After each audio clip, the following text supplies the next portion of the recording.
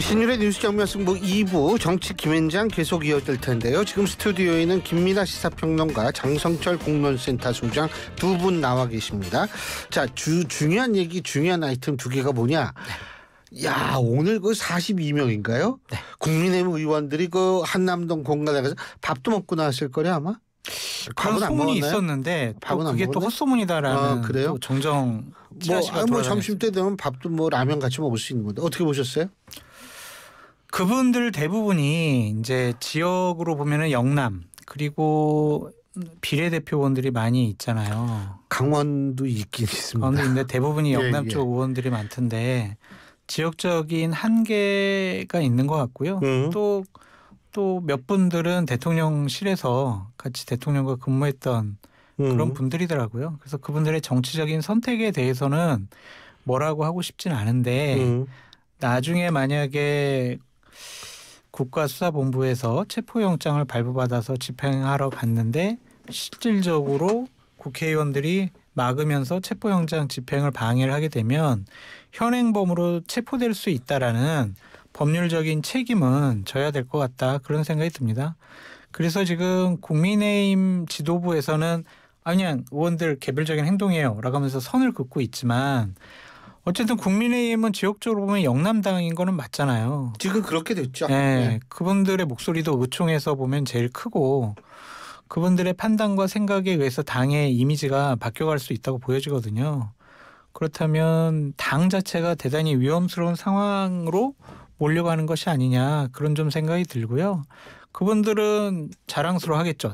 지역에서는 강하게 지지하는 사람들이 와 잘했어, 후원도 더 많이 할 거고 다음번에 또 뽑아줄게 이렇게 박수치는 사람이 많겠지만 철저하게 영남당으로 위축되고 왜소화되는 중요한 계기가 이번에 마련된 것이 아니냐. 그래서 그분들의 정치적인 미래야 배지를 한 번 더 달 수 있겠지만 국민의힘이라는 보수우파 정당이 국민들에게 버림받는 중요한 계기가 될 것 같다라는 생각이 듭니다. 잠깐 질문이요. 공천을 받아야지 배지를 또 다는 거 아니에요? 근데 그럼 그때까지 소위 말하는 윤 대통령의 영향력이 그 안에 있다? 그건 좀 아니지 않나요? 이게요, 당원들이 뽑잖아요. 예. 당 지도부를.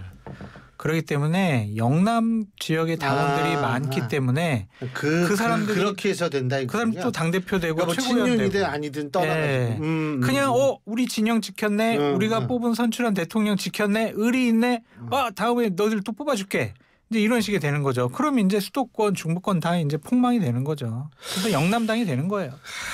어떻게 보세요, 김민아 평론가님? 저도 전적으로 동의를 하고요. 이런 모습에 대해서 무엇보다도 지금 집권 여당 아니겠습니까? 집권 여당이라면은 무엇보다도 우선해야 될 게 지금 이 헌정 체제에 기초해 가지고 통치하는 거를 먼저 우선해야 되는 그런 사람들이다라는 거를 먼저 보여줘야 되는 것이고. 죄송한데 그 통치라는 단어 신선하잖아요. 70년대 60년대에 들었던 얘기 다시 듣게 될지 진짜 몰랐어요. 그래 말이에요. 그리고 이런 모습을 보여줘야 지금 사실은 이제 통치라는 것도 지금 이제 옛날 방식에 좀 오염돼 있어서 그런 이제 이 단어긴 한데 엄밀히 얘기하면 뭐 가치 중립적인 단어 아닙니까? 사실은 단어 자체는. 저는 통치가 아니라 정치가 맞다고 그렇죠. 생각하는 사람이기 때문에. 그렇죠. 근데 이제 집권 여당이라는 뉘앙스 좀 살리고 싶어서 일부러 그 단어를 좀 써봤습니다만은.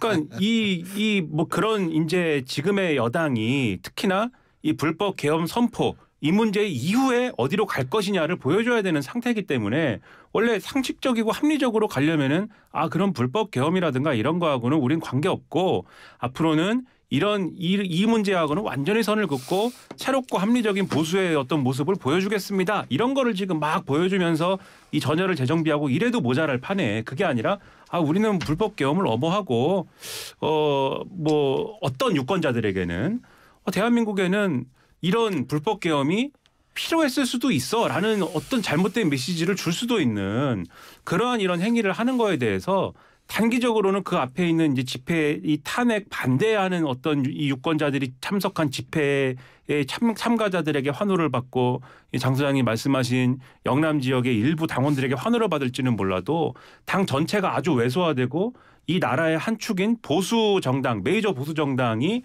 완전히 형해화되는 길로 갈 수밖에 없는 그러한 길로 지금 발을 들여놓고 있는 거거든요. 그렇게 해가지고 어떻게 다시 이 나라를 다스릴 수 있는 여당의 지위를 뭐 다시라고 하면 지금 여당이니까 계속 이 여당의 지위를 가져갈 수 있을 것이냐 저는 심각한 의문이 제기될 것이다 이렇게 생각을 합니다. 오늘 오전에 제가 이제 윤석열 대통령을 강하게 옹호하고 지지하는 유튜버분들 한번 다 들어가 봤어요. 그러니까 신혜식, 이봉규, 서정욱, 배승희, 홍철기 이렇게 들어가 봤거든요. 거기 썸네일이 아주 대단해요. 이제 공수처 끝났다. 윤석열 복귀한다. 이제 윤석열이 이겼다. 이제 뭐 내란혐의 뭐 다 벗었다. 이제 비상계엄 맞다. 막 이런 썸네일을 막 다 달아놨더라고요. 그런 것을 보면 그런 사람들의 주장을 뭐 속칭 말하는 태극기 부대, 극렬한 지지층들이 그거를 보고 그것에 대해서 또 그 영남 쪽 의원들에게 압박을 가하고 그 영남 쪽 의원들이 다시 관저나 윤석열 대통령 옹호하는 모습 보이고 이게 악순환이 계속 반복되는 것 같아요. 자기들끼리. 그래서 저러한 패턴과 루틴이 확증편하게 계속 강화되는 거죠. 계속 강화되는 것 같아요. 저 패턴이 끊기지 않을 것 같아요. 걱정입니다. 지금 장 소장이 그 말씀하시는데 석동연 변호사가 이런 말씀을 하셨대요. 윤석열 대통령이 법정에서 탄핵 정당성을 밝히고 대통령직에 복귀할 것이다. 뭐 있나요? 이거 뭘 밝힐 게 있나? 아니 뭐 이론적으로 하면 대통령이 모든 걸 다 하니까 그럴 수도 있죠. 어떻게 보세요? 근데 이제 변호인의 입장이니까 이분은 변호인은 아니죠. 변호인 대변인. 그냥 대변인 비슷한 역할을 하시는 거죠. 이제 선임계를 내지는 않은 것이고 다만 이제 어떤 계약을 맺었는지는 제가 모르겠습니다. 이제 선임계를 내지는 않고 그러나 일종의 공보 담당 비슷하게 지금 계속 나와서 말씀을 하시는데 어쨌든 변호인을 자처하고 있으니까 뭐 저런 얘기를 할 수 있겠죠. 그런데 여기서 중요한 거는 직접 나오겠다 이 부분인 것 같고 탄핵 심판에 직접 나오겠다는 말씀 아닙니까? 이게 헌법재판소 탄핵 심판에 나온다는 얘기인 거잖아요. 뭐 그렇겠죠. 지금. 아니 그리고 단순히 나온다는 게 아니라 탄핵의 그러니까 정당성을 밝힌다 이 얘기는 뭐냐면 본인이 두 개 아니에요. 부정선거 또는 뭐 종북 세력이 두 개 아니에요.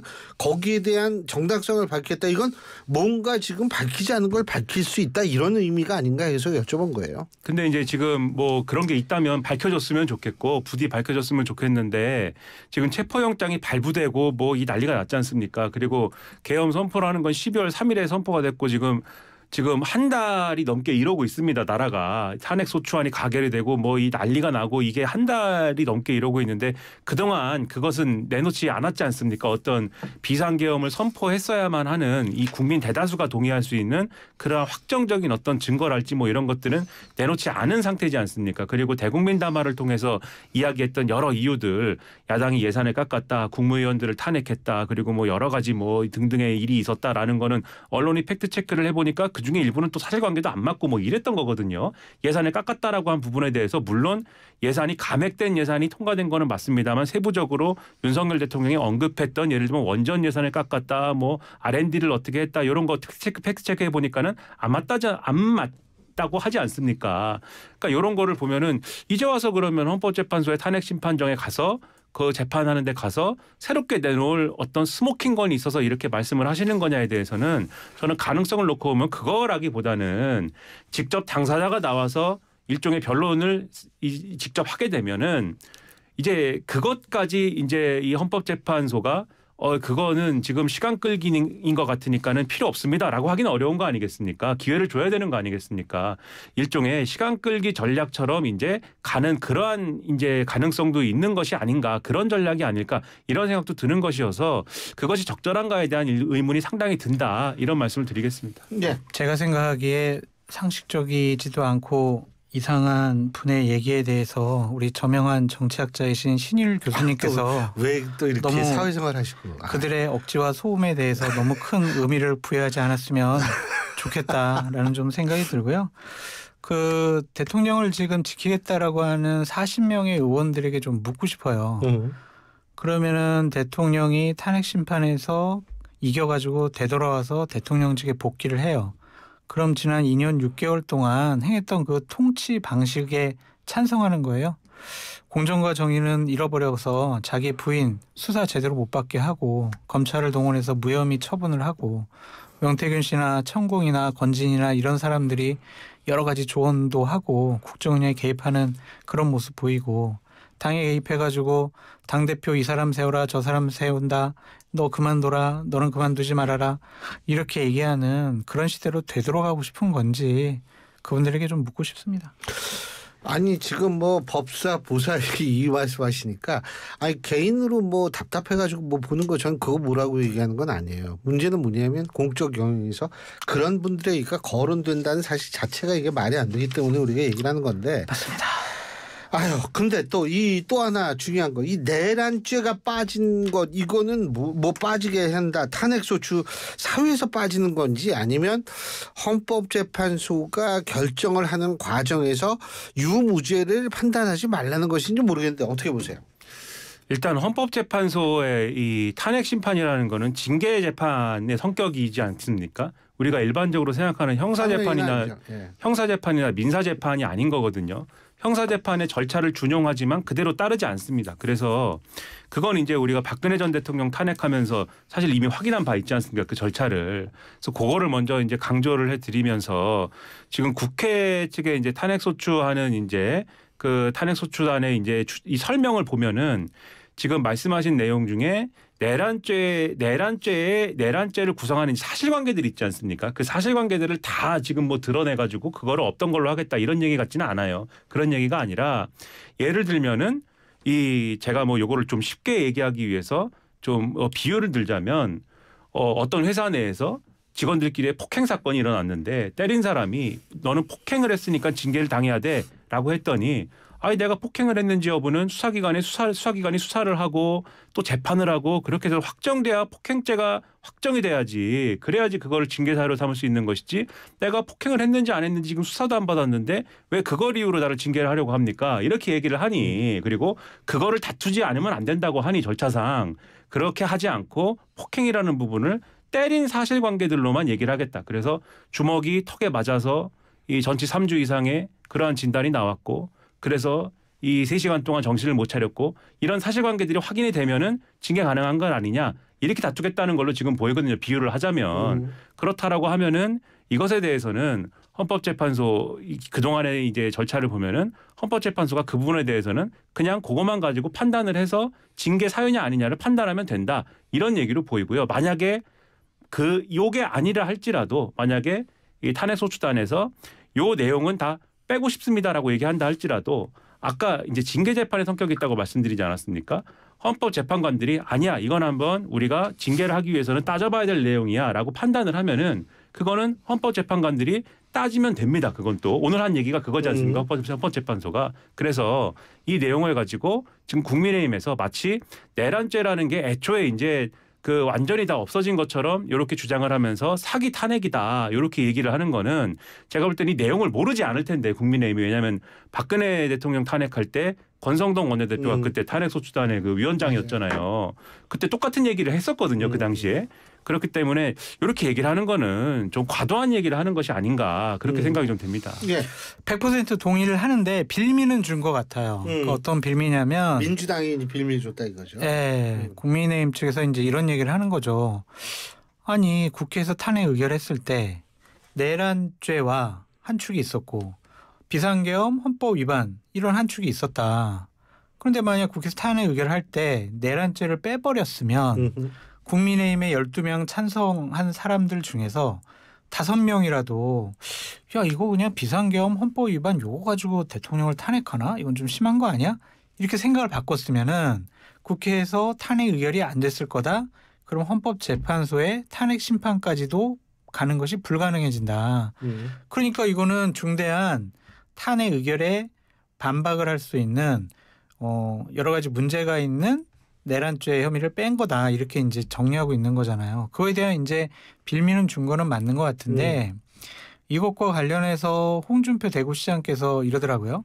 내란죄 뺀 것은 탄핵 의결에 이건 무효일 수도 있고 또한 헌법재판소에서 재판하는 것도 이거는 말이 안 돼라는 식으로 얘기를 하던데 비유를 짜장면을 시켰는데 짜장을 빼고 오면 그게 짜장면이냐? 이제 이런 식의 얘기를 하잖아요. 네. 근데 전 이렇게 말씀드리고 싶어요. 붕어빵에 붕어가 없어도 붕어빵이다. 그렇게 좀 말씀드리고 싶어요.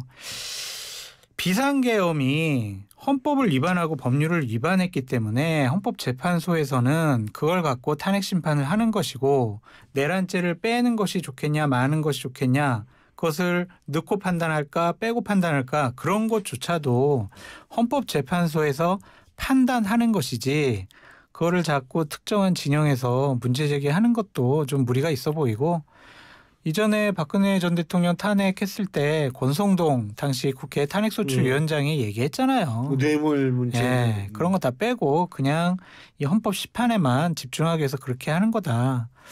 어쨌든 형사적인 뭐 유무죄를 가리는 것은 헌법재판소에서 하는 게 아니다라는 식으로 얘기를 했기 때문에 국민의힘 측에서는 분명히 문제 제기는 할 수 있지만 이것이 탄핵 심판이 맞아. 이거 국회에서 의결을 다시 해라고 국회로 다시 헌법재판소에서 되돌릴 만한 일은 아닌 것 같다라는 생각이 듭니다. 제가 장성철 네. 소장님이 전해주신 저 국민의힘의 앞서 말씀해주신 입장 있지 않습니까? 네. 그 입장에 대해서 참 의문을 갖고 있는데 한 축은 비상계엄의 어떤 이제 위헌성, 그 다음에 한 축은 내란죄다 이게 양축이다 이렇게 주장을 설명을 하고 있지만. 이번과 같은 경우에 이 사실관계를 놓고 비상계엄이 위헌이다라고 하면 위헌이다라고 하는 거는 그게 형사법정에 가면은 그게 내란이죠. 지금 상황에서는. 지금 비상계엄이 위헌인 이유는 첫째로 이 전시나 사변에 준하지 않는 상황인데 요건에 맞지 않는데 이것을 선포했고 그것을 선포한 상황에 나온 포고령이 이 원래 비상계엄 이 계엄사령부가 관할하지 않는 입법부에 대해서 입법부의 활동을 금지한 것이 된 것이고 그게 바로 내란죄 구성 요건이 되는 국헌 문란의 목적을 충족하기 때문이고 그리고 군대가 와가지고 이 국회에 들어갔지 않습니까? 이게 폭동에 해당하기 때문이고 그래서 국헌 문란을 목적으로 폭동을 일으켰다의 정의에 맞기 때문에 그래서 사실은 지금 국민의힘이 구성하고 있는 이 논리 한축은 비상계엄이 위헌이다라는 거하고 한쪽은 내란죄의 형사법적인 증명이다 하고 이 두 개를 또 완전히 뭐 무자르듯이 잘라가지고 한쪽을 뺐다 이렇게 말할 수 있는 건 아닌 것 같거든요. 제 생각에는. 그래서 장 소장님도 말씀으로 다 반론을 실질적으로 해주셨지만은 또 하나 이제 제가 다시 한번 강조 말씀드리는 게 이 형사법적인 내란죄 여부는 어차피 형사법정에서 가려야 될 문제인 것이고 그런데 지금 탄핵 심판 과정에 윤석열 대통령 측의 변호인들이 심지어는 윤석열 정권에서 임명된 검사들이 작성한 김영현 전 국방부 장관의 공소장에 들어있는 그 사실관계 그런 것들에 대한 수사 기록을 헌법재판소에 제출하는 것조차도 지금 안 된다라고 주장하고 있는 이런 판국입니다. 그리고 공수처의 수사권이 없다 등등의 요 내란죄를 수사하는 거에 대한 근본적인 것부터 아주 빌드업을 다 부정할 것처럼 쌓아가고 있는 그런 과정 아니겠습니까? 그래서 이런 게 시간 지연의 의도가 있다라고 하는 것 때문에 요 조정하는 어떤 그런 주장을 하고 있는 건데 그런 차원에서 이루어지고 있는 얘기인 것이지 요거를 뭐 내란죄에 해당하는 사실관계들을 다 제외했다 이런 내용은 아니다 이렇게 말씀드리는 거예요. 근데 이제 반대죠. 국민의힘은 민주당이 그렇게 하는 이유가 이게 대선 조기 대선 빨리 하려고 하는 거 아니냐. 그러니까 사실은 그 얘기를 공식적으로 하고 싶은데 그거를 얘기를 하면 좀 너무 정난하니까 그냥 다른 얘기를 하는 거 아니에요? 그렇게 봐야죠. 어쨌든 내란죄 막 유무죄를 다투기 시작을 하고 만약에 윤석열 대통령 측에서 아니 지금 1심 진행되고 있는데 그거 보고 지금 판단합시다라고 시간을 질질 끌게 되면은 헌법재판소도 좀 곤란해질 부분들이 있고 그럼 그것도 우리 같이 한번 따져봅시다라고 하면 탄핵 심판이 길어질 거 아니에요. 그러면 이재명 대표가 기본적으로 2심에서 유죄받거나 대법원에서 확정 판결 날 때까지 시간을 질질 끌 수 있다. 그렇게 이제 생각을 하는 것 같아요. 그래서 이 부분과 관련해서는 각 당이 좀 정치적인 이해관계가 있어 보이고 어쨌든 아까 말씀드렸듯이 김민하 평론가 말씀이 맞는데 국민의힘 측이나 윤석열 대통령 측이 반격할 수 있는 빌미를 준 것. 결국에는 이재명 대표 조기 대선 해가지고 빨리 대통령 만들려고 지금 헌법재판소에 처음 탄핵심판 유지서 낸 거 그거 바꾼 거 아니야? 이러한 문제 제기에 그렇게 민주당도 썩 떳떳하지만은 못한 것 같다라는 생각도 들어요. 그 이재명 대표 조기 대선 때문 아니냐라고 하는 거에 대해서는 민주당 내부에 그렇게 생각하는 사람이 뭐 없을 수 없는 거죠. 그런 계산도 아마 있을 거라고 생각은 하는데 다만 이런 부분이 있을 것 같습니다. 그런 계산이 있다라고 하는 것과 별개로 오히려 이 방금 말씀드렸다시피 윤석열 대통령 측에서 시간을 계속 끌어가지고 윤석열 대통령이 하루라도 더 임기를 더 길게 가져가야 되고 그걸 통해서 뭔가 지금의 이 상황을 계속 이 길게 가져가는 게 대한민국의 국익에 그러면 이제 도움이 되는 것이냐. 다들 그거에 대해서 국민들이 동의하는 거냐.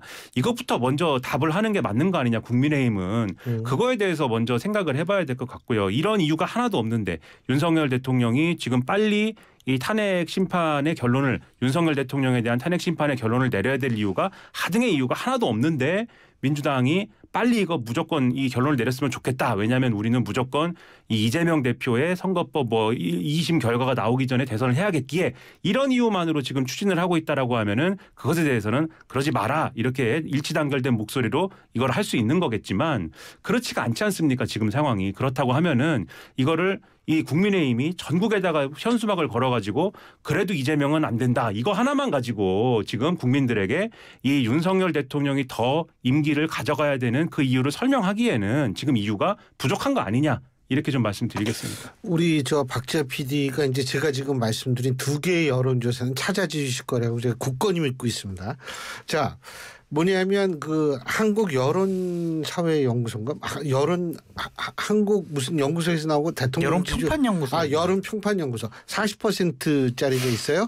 그다음에 오늘 에너지경제신문이 리얼미터 의뢰해서 한 여론조사 국민의힘 지지율이 32인가 뭐 이 정도까지 올라왔어요. 자, 이거 얼핏 보면 여기에 너무 도취돼 가지고 또 이 고무될 수도 있어요. 어떻게 보세요? 한국 여론조사 평판연구소인가 거기서 한 거는 조금 좀 이해가 되지 않은 수치인 것 같고. 아시아투데이가 한국 여론평판연구소에 의뢰를 한 겁니다. 거기서 대선 후보가 아마 김문수 노동부 장관이 대선 후보 1위가 나왔을 거예요. 아니요. 한동훈 대표랑 동률이 있고. 동률이에요? 예. 그러니까 그런 거를 보면 조금 좀 우리가 알고 있는 예상할 수 있는 그런 거랑은 조금 좀 다른 결과가 나와서 좀 맞을까? 막 좀 그런 생각이 들고 리얼미터에 이제 국민의힘 지지율이 오른 것은 결국엔 특정 나이 그리고 특정 지역에서의 결집도가 높아졌다. 그것이 국민의힘 지지율을 끌어올렸다라고 볼 수밖에 없죠. 그분들 중에 뭐 어느 정도는 그래 비상계엄 뭐가 잘못됐어. 탄핵이 잘못된 거지라고 생각하는 분들도 계시지만 와 이렇게 해가지고 헌법재판소 재판 빨리 하면 이재명 대표 대통령 되겠네. 그럼 그거는 막아야지. 그 우리 보수우파 결집하자. 이런 효과가 더 컸던 것 같아요. 그래서 윤석열 대통령을 옹호하고 방어를 한다. 그분들이 다 그렇게 보긴 좀 어려운 것 같고요. 특정 지역과 나이의 결집도가 지지율 상승 견인 효과를 불러일으켰다. 그렇게 보여져요. 근데 그걸로 선거를 이길 수가 없잖아요. 당연하죠. 그냥 결집하는 거지. 네. 어쨌든 민주당과의 지지율 차이가 10% 정도 이상 차이가 나는 것이고 많은 중도층에서도 아직은 국민의힘보다는 뭐 민주당이나 아니면 아직 입장 유보가 더 많거든요.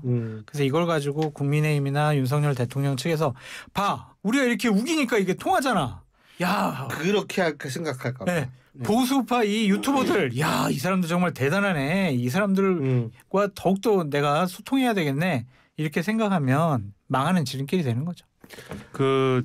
윤석열 대통령 지지율 40% 정도 나온 한국 사회 평판 여론 연구소. 한국 여론 평판 연구소. 여론 평판 연구소.